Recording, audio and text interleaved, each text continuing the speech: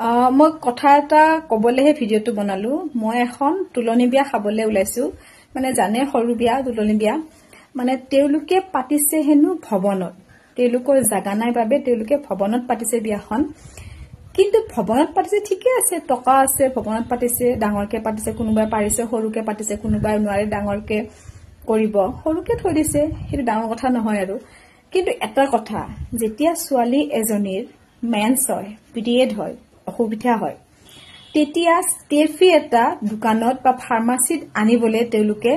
ফুসফুসাই কব লগা হয় দোকানীজনক ষ্টেফি এটা দিয়কচোন কিয়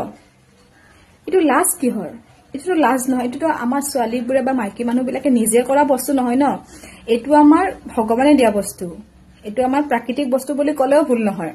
তো লাজ কি হয় যদি আপোনালোকে বিয়াখন পাতিবলে লাজ নকৰে ধুমধামেৰে ছোৱালীজনীক অলংকাৰেৰে গহনাৰে সজাই দিয়ে পাটৰ কাপোৰ পিন্ধে হাতত মেহেন্দি ৰভা দিয়ে হয়নে আপোনাৰ বিয়া ভৱনত বিয়াৰ নিচিনাকে পাতে তেতিয়াতো লাজ নকৰে আপোনালোকে তে ষ্টেফিয়াটা আনিবলে লাজ কি হয় যদি মোৰ লগত এটা মত হয় তেতিয়া হলে প্লিজ মোক কমেন্ট কৰি জনাব আপোনালোকে দে গতিকে লাজ কৰিবলগা কথা নহয়টো লাজ নকৰিব